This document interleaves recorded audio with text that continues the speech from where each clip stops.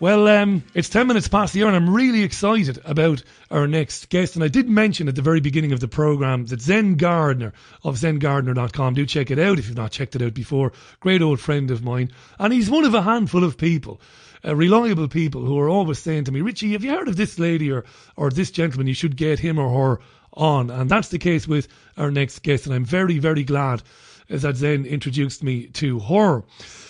She's worn many coats as my next guest. She's been a Waldorf school pioneer, a teacher, a lecturer, a storyteller and writer. And she's written for many alternative publications. And one of the really interesting things she's done in light of some of the topics we've covered on this programme recently, she's also edited the stories of those men and women who've survived MK Ultra and ritual abuse.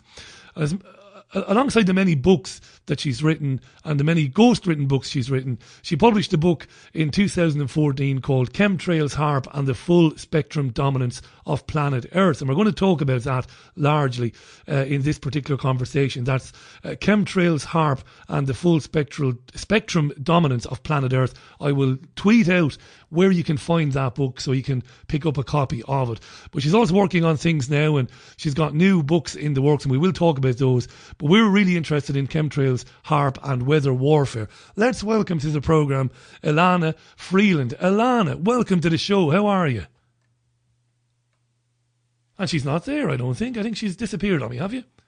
She might have done. Oh, I know what I did. I turned off my mic. You switched your mic off just in case. You see, you're a proper professional there, Elana. Yeah, right. Just in case you coughed. Listen, it's a genuine pleasure. And as I said to you off air, I'm so glad that Zen Gardner introduced us. Congratulations on your work. I've been gathering as much info on you in the last few days as I possibly can. I understand from speaking to many learned men and women that your book Chemtrails, HAARP and the Full Spectrum Dominance of Planet Earth has been incredibly well received, and congratulations on that. Tell us about writing that particular book, Elana. Why that? Why Chemtrails and HAARP? Well, it started years ago when I began to research the deep underbelly that was destroying the United States. I had many open files as I was pursuing with a vengeance what had happened since John Kennedy's assassination in 1963. And one of those open files, well, two of them actually, one was on HAARP, the High Frequency Active Auroral Research Project up in Gakona, Alaska, and the other was on chemtrails. At that time, I had two files because I really didn't understand the technology and how the two go together, like Mutt and Jeff. So that took years for me to realize while I was down in Santa Fe, New Mexico, living there. After, by the way, Richie, I had returned from 3 years in England. You'd been here. Very good. I didn't know that now, yeah. Yes, I do. I became friends with independent scientist Clifford Carnicom, and Clifford was actually the first real high-pitched clarion call to pay attention to what was falling on us from the skies back in the 90s. Clifford was living in New Mexico, and because it's so dry there, they were apparently experimenting a lot with chemtrails at that time, and he began to notice that, being very observant, and began collecting data. He used a HEPA filter in order to collect some of the fibers that were falling from the sky, and he used his microscopes and spectrometers in order to see just what this was. And that led him into a whole a real hell of looking into this latest genetically engineered creature, which has produced a disease called Morgellons in many people. And Clifford and we would have breakfast, he, his wife, and a couple of friends and I, every couple of weeks. And Clifford and I would end up talking about the science of the chemtrails.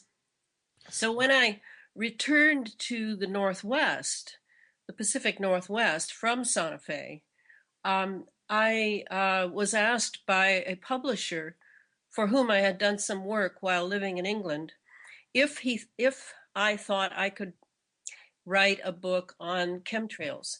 And I really felt at that time that it wasn't just that I could, but that I must.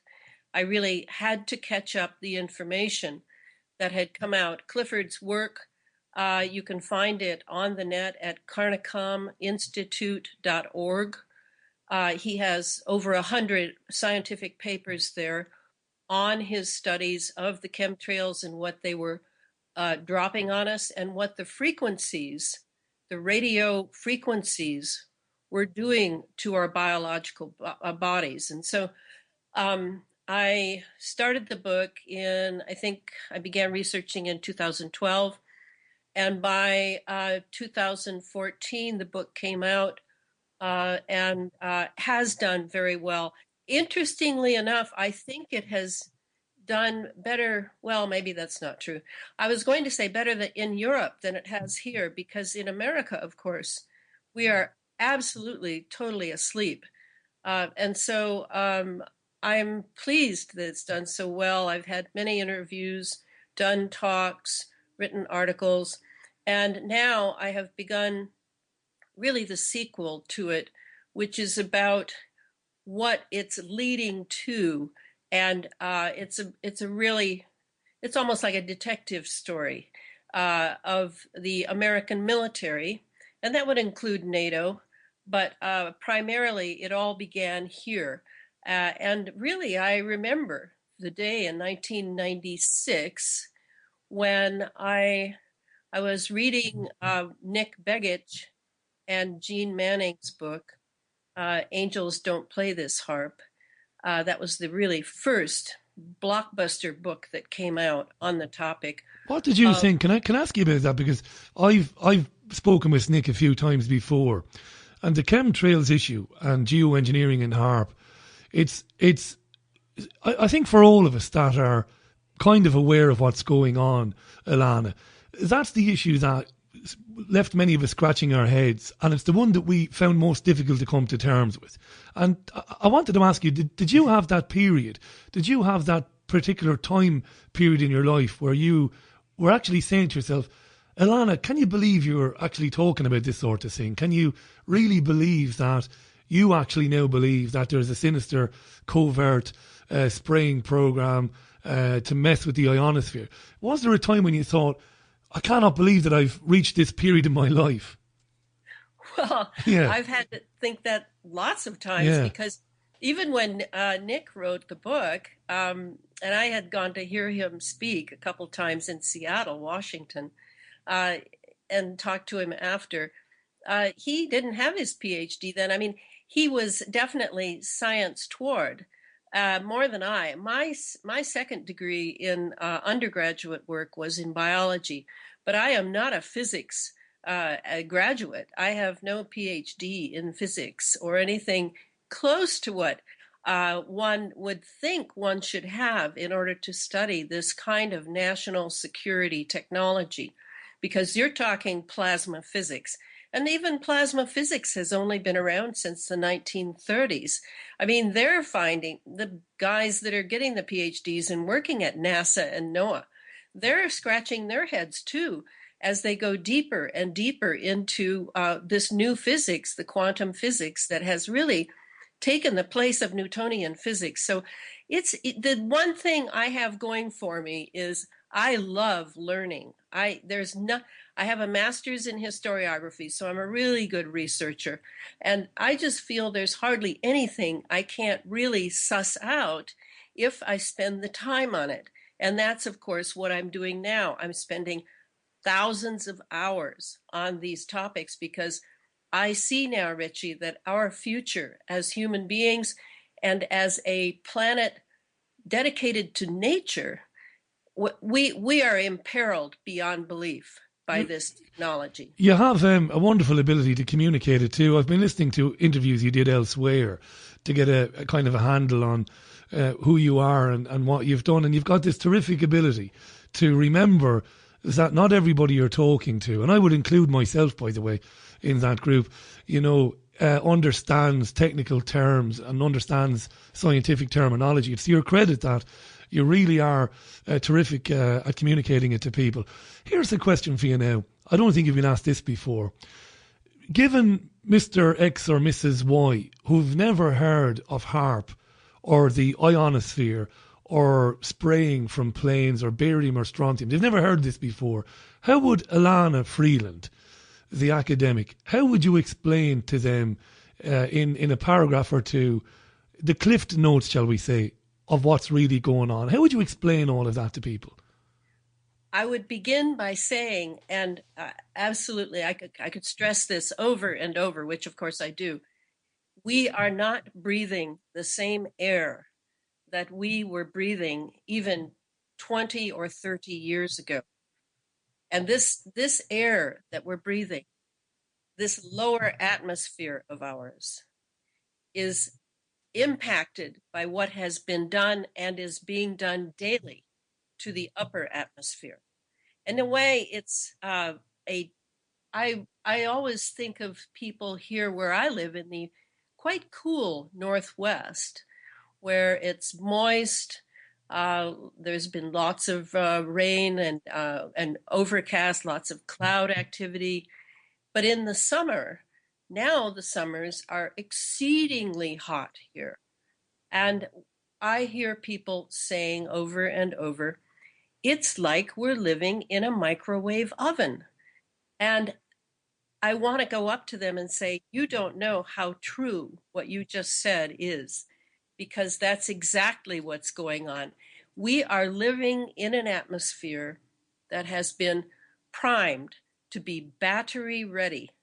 It is like the air has become an antenna, and it has been made purposely so for the many military industrial complex agendas that include our welfare, the welfare of all of life on Earth, and our future. So I would say to people, don't worry about the fact that you probably haven't had science since you were in high school, and maybe you didn't even like it then, because it was taught in such a way that it was boring. Deliberately. Deliberately to dumb us down and make us not curious about the very era we're living in. I think what I want to say as a clarion call to people is we must understand the time we have chosen in one way or another to live in, the time and the place and what is going on behind the scenes, because now just about everyone knows we're being lied to by the mainstream media. And it's all for power, because knowledge is power. Scientia est potentia. You have the knowledge, you have the power. So I am very greatly encouraged that I don't have a PhD in physics, that I was not conditioned to go down a certain main line of inquiry instead of looking into the lines of inquiry that the very elite allow their scientists to go down, having catched away for centuries probably various pieces of information that would clarify it all for us. What they didn't have when President Reagan here in the United States initiated the so-called Star Wars Defense System, the SDI, Strategic Defense Initiative.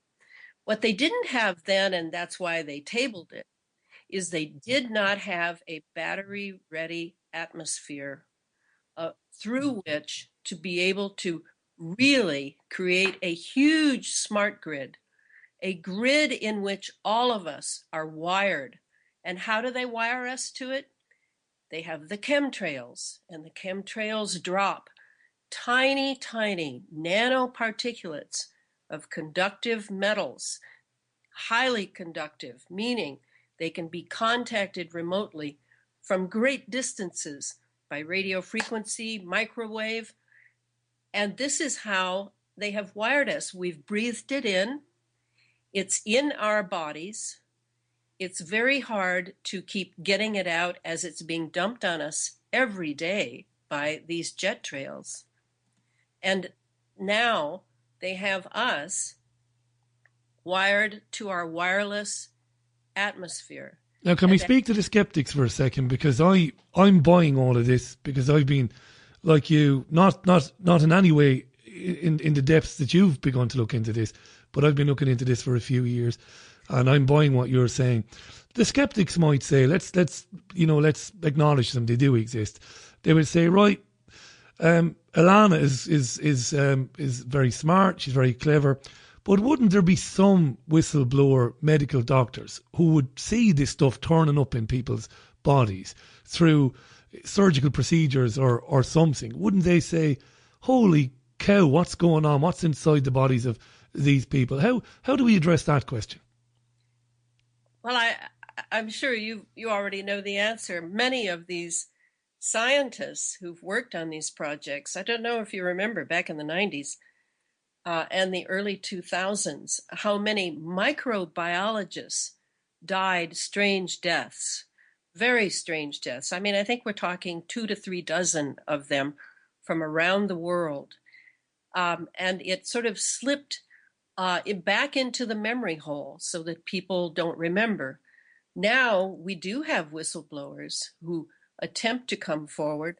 Some of them die cruel deaths. Some of mysterious them die, deaths, yeah.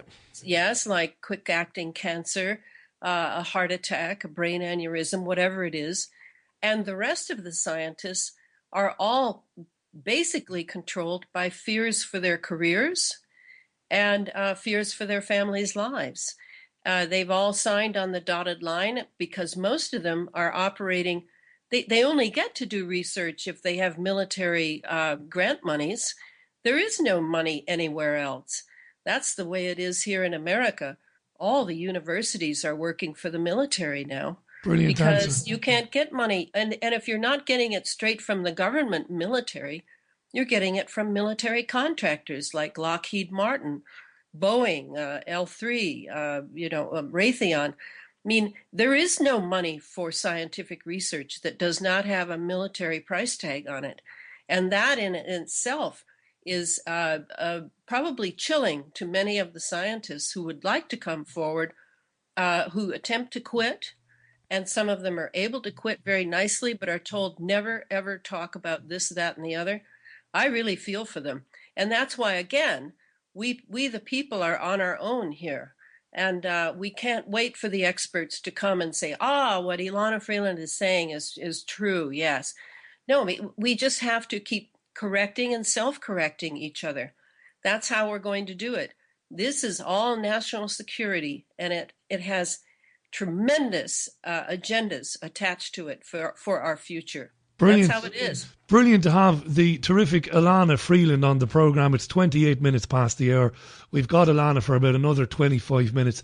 I'm going to go to the tweets and the questions right now after I remind you that her book, Chemtrails, HAARP and the Full Spectrum Dominance of Planet Earth is available on all good online book retailers, published in June 2014. She's writing the follow-up, as she told us a short time ago. It's great to be talking about this subject. It's not great to be living it, but it's great to be making people aware of what's going on. Some terrific questions have come in on Twitter, so I'm going to find them now. The Order on Twitter, The Order 1814 says, Richie, please ask Elana if she believes that HAARP, the technology which blasts the radio waves into the ionosphere, could maybe be behind problems with the jet stream and the floods we've had in the United Kingdom. That's a good question. Elana, what do you think? Oh, I don't even, I have no doubt whatsoever. Let me explain how it works. First of all, you must understand that HAARP itself, the one in Gakona, Alaska, the ionospheric heater, that's only one of at least, 50 to 100 of them, installations around the world that are operating through this very centralized, very controlled, very lucrative system for some of weather engineering, We recently had the conference, the COP21 conference in Paris, and the idea being, oh, well, we might have to do some geoengineering someday because, well, we have this thing called climate change and, well, we're using too many carbons. And all of that is a cover story for the fact that we have had weather engineering experimentation going on in our skies all through all NATO countries. I can speak for it very knowledgeably for 2 decades. And this is ionizing kind of weather. This is not weather like cloud seeding or, with silver nitrate or anything like the old days. This is using radio frequency and microwaves through towers. You have plenty of cell towers in the UK. Every 5 meters. Every 5 meters, yeah. Smart meters. You have an entire wireless setup, and then you have offshore on various islands all along the Atlantic.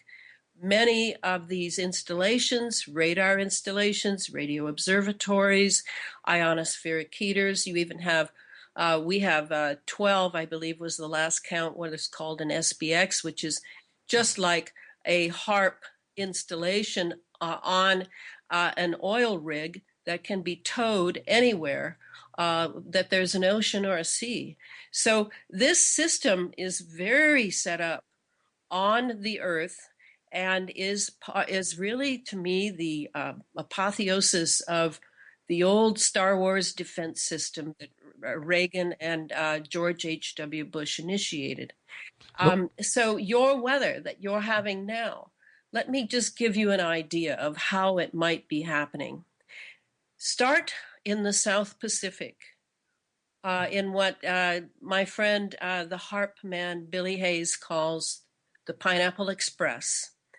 There, the U.S. Navy ships and installations in Okinawa and various islands throughout Micronesia are taking the moisture from off the South Pacific, and they are beginning to engineer the weather that they will be bringing to meet other weather systems in the Atlantic.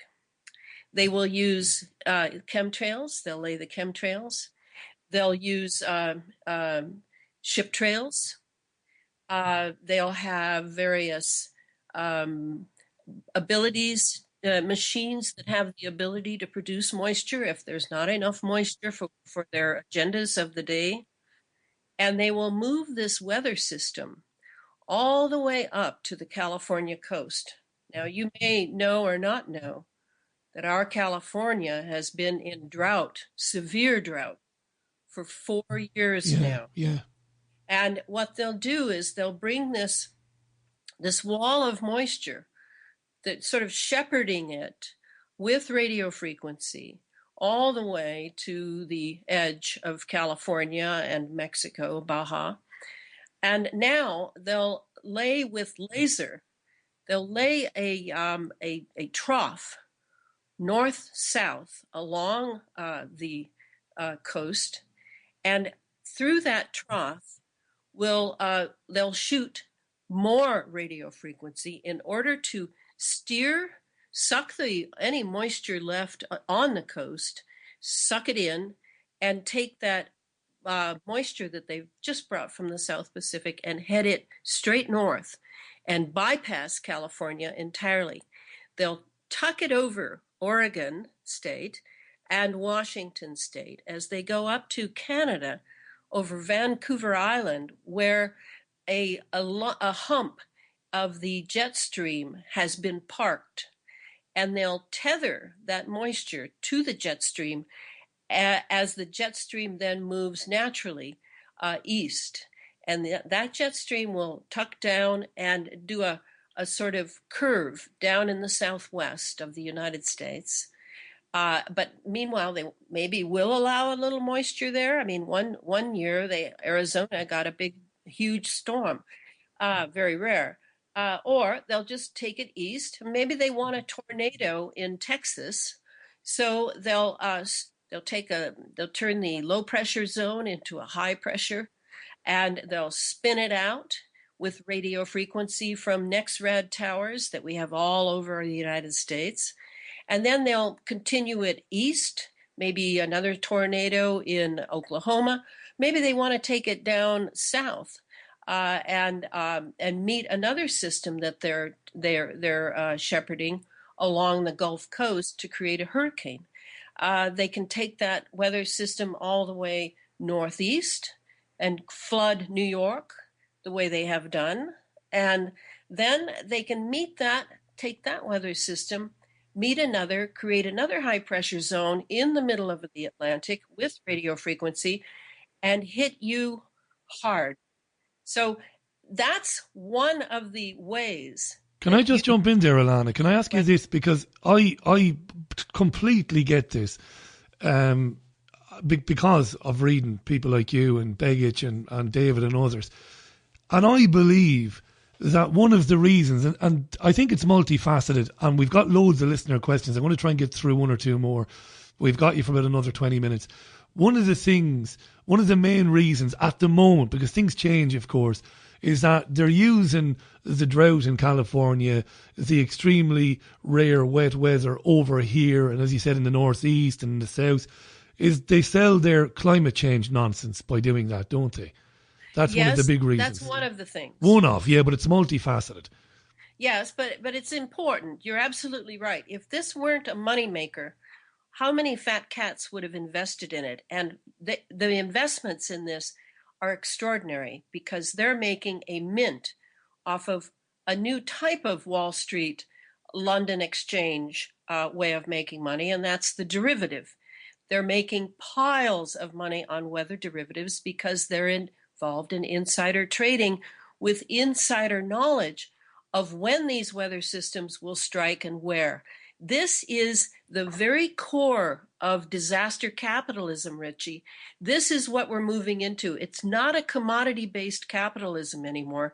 It's a disaster capitalism. And the first person who brought this forth several years ago was the brilliant Yale graduate Naomi Klein in her book, The Shock Doctrine. And we are seeing masses of disaster capitalistic plans and conniving and conspiracies to make piles of money off of, believe it or not, destruction. So I have a question on that. This is brilliant stuff. By the way, folks, 22 minutes to the top of the hour. The outstanding Elana Freeland is on the programme. You're listening to the Richie Allen Show in association with DavidIke.com, broadcasting on DavidIke.com, on Fab Radio International, on AlternateCurrentRadio.com, and of course on neonnettle.com, as well as the TuneIn app and on my own website. Terrific to have Elana on. This is amazing now. Disaster capitalists, people trading on insider information to make money out of disasters. Can we follow the money, Elana? Have we already identified groups of capitalists, of men and women who seem to be doing well, investing in companies that do well whenever there's a flood or a storm? Can we find these patterns?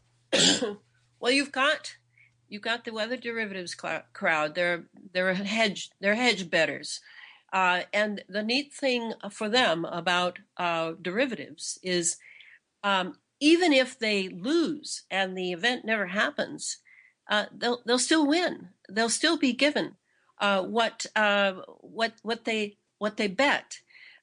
It's the club that every investor must want to get into. I imagine that it's one of the perks offered to those men and women who will play the game of or seeking their wealth by destroying the classes under them. I would highly imagine it. All right, so that's one phase. Let's go to the next one. Let's take, for example, when Christchurch in New Zealand was absolutely hammered and destroyed almost entirely by the earthquake that was HAARP generated. And I talk about that in my book, and I give my points as to why I know that's how it happened.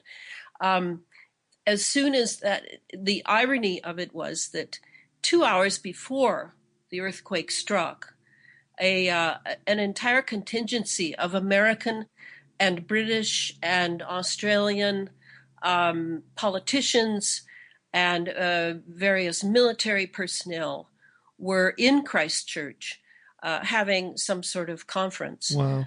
As soon as they flew out, in came the earthquake struck. So you can see that they are players as well. Foreknowledge was absolutely in evidence there. Foreknowledge, Elana, absolutely. Yeah. And it was probably a bit of a perk for them to be there before this great event.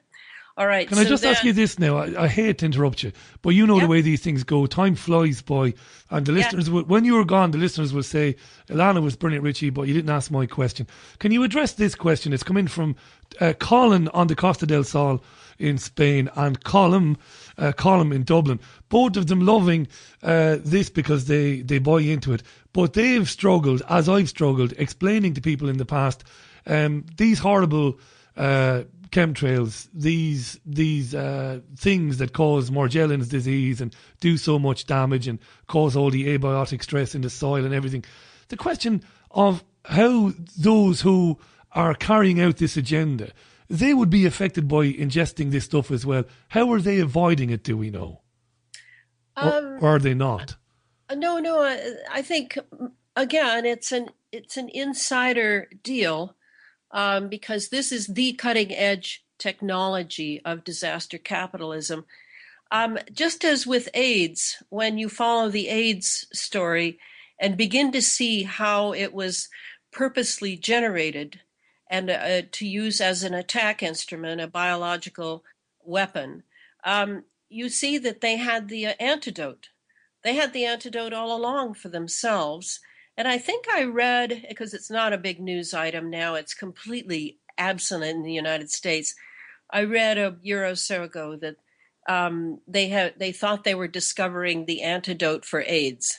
And that's kind of how it works. I don't believe they loose anything on this dramatic a scale, a global scale, without the antidote for their own. And as to what that antidote would be, I assume it would be something you could take, a shot you could get. I assume that the filtering agents of their homes, many of them here are building their homes now underground, huge palatial mansions underground. They would have a tremendous filtering system, far better than even the HEPA filter, which at this point I believe is the best. So they have the antidote. That's the way. And don't forget, these people are dedicated. These men are very dedicated to their vision of the future, and they are willing to sacrifice their own. Absolutely. The elites do not raise their children the same way we raise our children. Not at all. Not at all. Sean was on to ask, now a number of listeners are really interested and are completely buying the multifaceted aspect to all of this, that there are so many reasons for doing it. So you won't be surprised at all, Elana, and you've spoken about it before, the Monsanto connection. And Sean was on to ask us, to ask Elana, does she have any belief that the seed and feed industry, Monsanto itself, the great Satan, are behind this evil geoengineering agenda, or are they one of the beneficiaries of it? They're behind and one of the beneficiaries.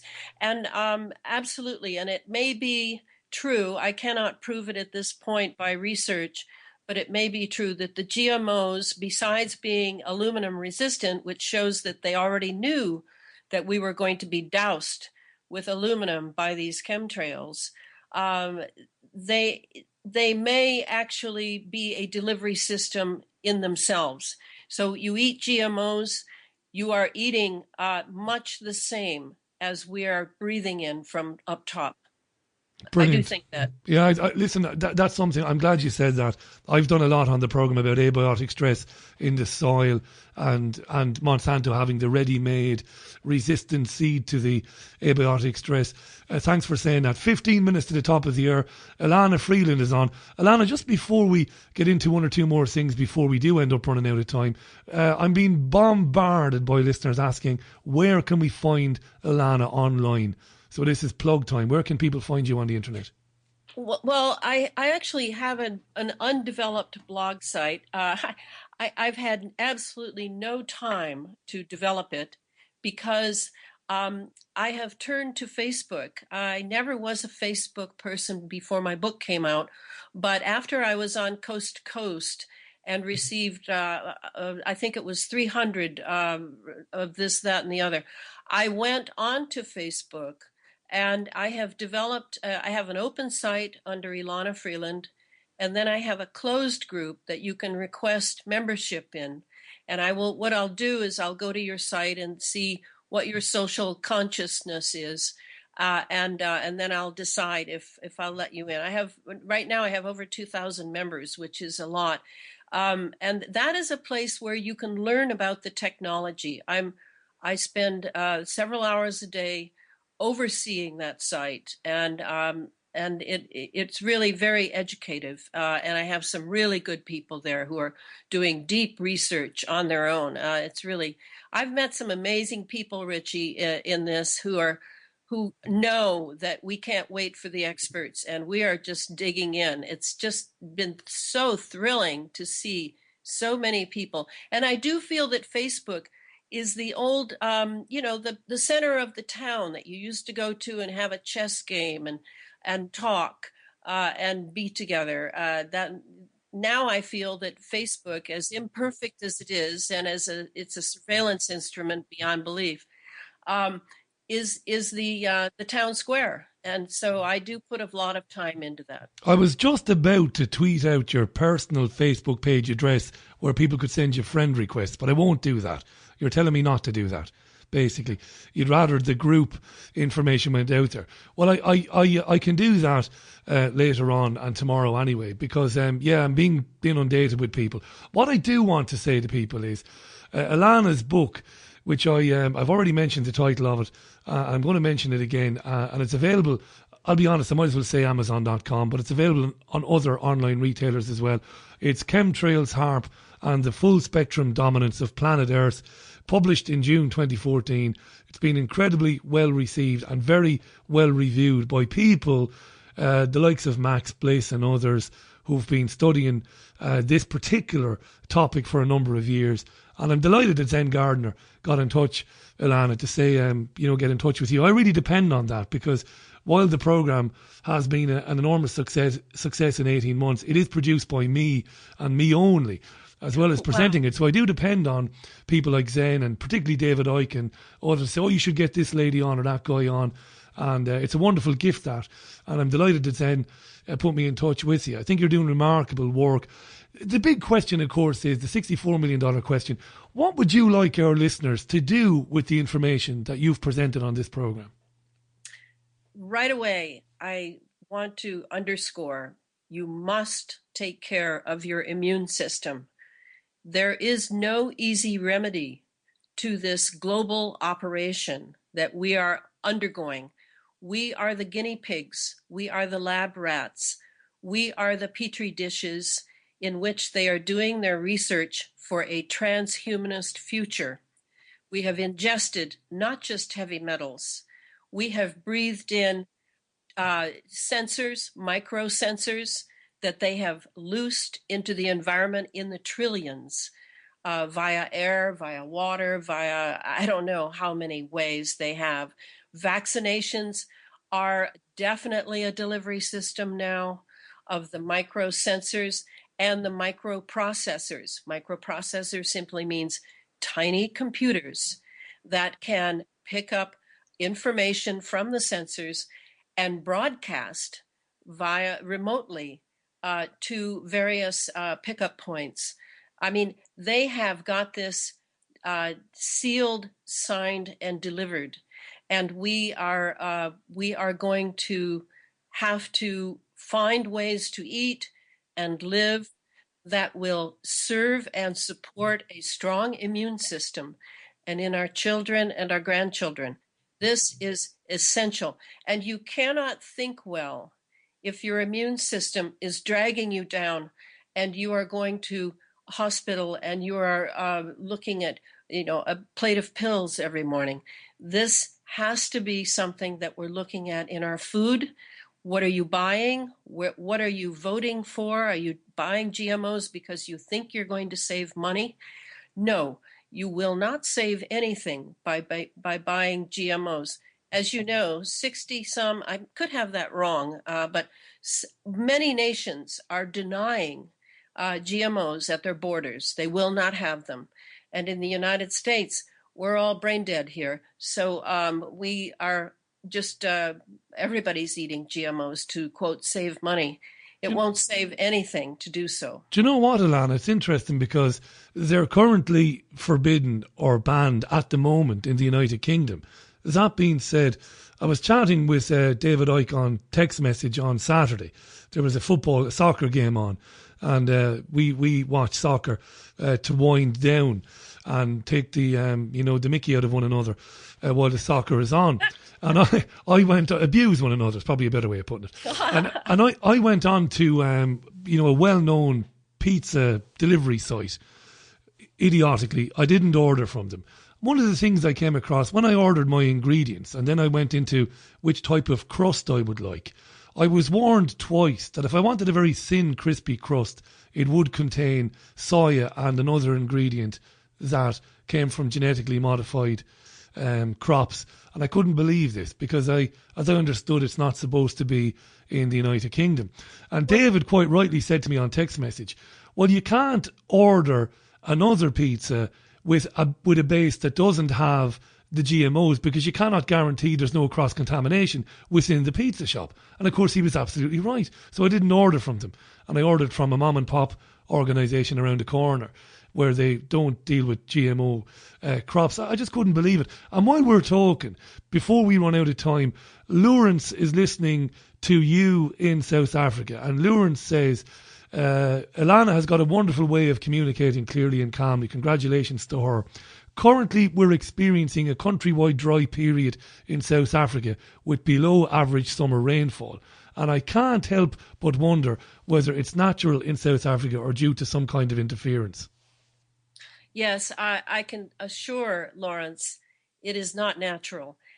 We cannot have any natural weather going on now other than weather systems that attempt to follow their natural current around the world, because we are in this wonderful envelope of the atmosphere.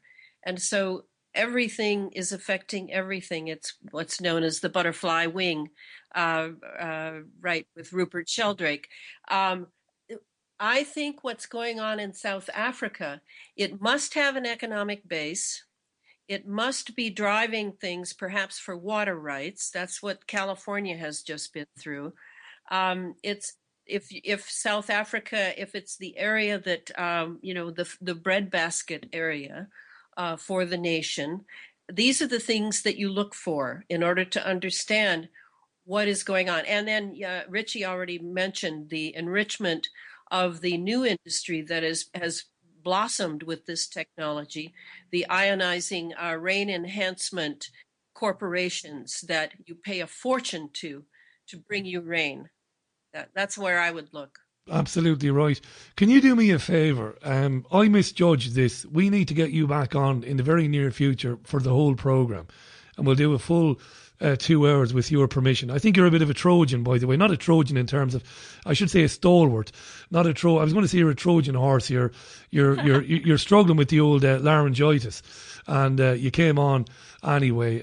You're as tough as nails. So fair play to you for doing that. I know you've been ill, but there's so much more we could have gotten into in terms of your research. So let's do that. Especially as you've got the sequel to your book coming out anyway, Elana. Yes. And I want to mention that again. Chemtrails, HAARP and the Full Spectrum Dominance of Planet Earth is available on Amazon. Do find it now. When I get the links from Elana as to her Facebook group that she wants you to visit, I will tweet that out there. It's been a real privilege talking to you. I really mean that. Listeners have loved listening to you. And please, sincerely, let's look at a date in February to get you back on for a longer time period. Oh, that sounds fine. And Richie, I just wanted to say, I am so filled with envy that you don't have GMOs over there. And Not yet, anyway. Just worry about a little thing saying pizza crust might have it in it. I know. Here, no one tells us anything. It's terrible. And breakfast cereals that the children are eating in the States. And I know, Elana, it's absolutely terrible. It's been a pleasure. Thank you very much for giving us your time. Look after yourself. Stay in touch. Send us any links that you want us to put out there on Twitter. And I really look forward to talking to you again. All right. Cheerio. Bye for now.